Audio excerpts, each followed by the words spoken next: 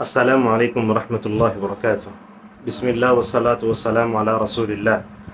قصیدہ بردہ تو ہمارے معاشرے مشہور ہے، اور خصوصاً اب دیکھیں گے آج کل تو یوٹیوب چینل میں اور ٹی وی چینلز وغیرہ میں عورتیں پڑھتے ہوئے نظر آتی ہیں بے پردہ، اور بیوٹی پارلر کر کے نبی کریم صلی اللہ علیہ وسلم سے محبت کے نام پر یہ بے حیائی کا مظاہرہ مکمل طور پر ہوتا ہے۔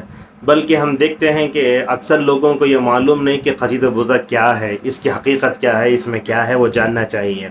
تو اس کے پہلے جو اشعار ہیں، مولا یا صلی وسلم دائما ابدا علی حبیبک خیر الخلق کلہم، بلکہ بعض جاننے والوں کو ہم نے فون کیا تو اپنے رنگنگ ٹون پر انہوں نے وہ رکھ لیا، جب فون کرتے ہیں تو مولا یا صلی وسلم دائما ابدا پڑھتے ہیں۔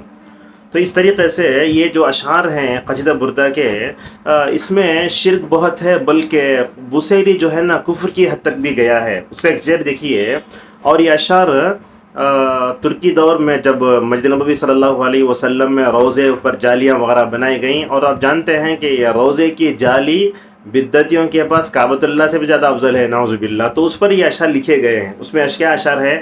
یا اکرم الخلق ما لی من الوذ به سواک عند حلول حادث العمم، کیا بولتا ہے؟ اے مخلوق میں سب سے بہتر، میں کہاں جاؤں، اللہ اکبر، نبی کریم صلی اللہ علیہ وسلم کو پکار رہا ہے، اور تیرے علاوہ حادثات میں مجھے کوئی بچانے والا نہیں ہے۔ اور اسی طریقے سے ہم دیکھتے ہیں کہ آج کل مساجد میں اجتماعی دعائیں ہوتی ہیں، تو اجتماعی دعاؤں کے اواخر میں اردو میں نبی کریم صلی اللہ علیہ وسلم کے صدقہ طفیل ہماری دعا قبول کر لے، یا کوئی بدعتی مر گیا تو اس میں بولتے رسول پاک کے صدقے اس میت کی مغفرت فرما دے، یہ تو اردو میں بولتے۔ لیکن بعض ائمہ کو ہم نے دیکھا، اللہ ان کو ہدایت دے، وہ جو مطلب نبی کا صدقہ طفیل جو بولتے ہیں اس عربی میں بولتے ہیں، یا ربی بالمصطفیٰ بلغ مقاصدنا، اللہ اکبر، نبی کیا بولتا ہے؟ اے رب، مصطفیٰ کے صدقے ہم کو ہمارے مقاصد میں کامیاب کر دے۔ یہ شرک نہیں تو کیا ہے یہ؟ تو اس طریقے سے یہ جو شرکی اشعار ہیں، کفری اشعار ہیں قصیدہ بردہ، اسی طریقے سے وہ حسبی ربی جلالہ ہی بہت پڑھتے ہیں لوگ، تو اس سے قصیدہ بردہ میں بہت زیادہ شرکیہ ہیں، کفریہ اشعار ہیں۔ میں تو سمجھتا ہوں حضرات صحابہ اکرام نے نبی کریم صلی اللہ علیہ وسلم کی شان میں اور آپ کی جو ہے تعریف و توصیف میں جو نعت کہے ہیں، وہ نعت کا معیار، اللہ اکبر، اس کے بعد کے ادوار میں کسی کے اندر دکھا نہیں گیا۔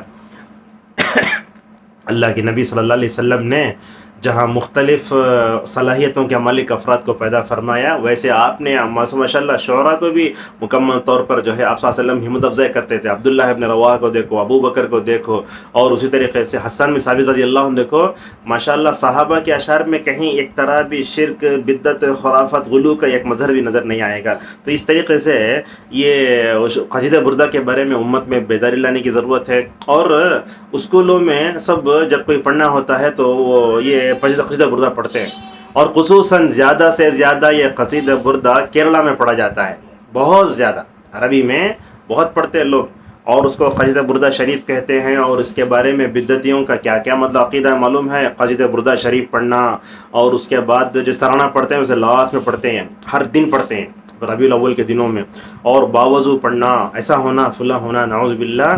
ایسے معلوم ہوتا ہے کہ بدعتیوں کے پاس قصیدہ بردہ نعوذ باللہ قرآن سے بڑھ گیا اس کا مقام درجہ، اور ان کے پاس حدیث سے بھی بڑھ گیا درجہ۔ اس طریقے سے یہ قصیدہ بردہ کا جو نشہ ہے بہت زیادہ ہے۔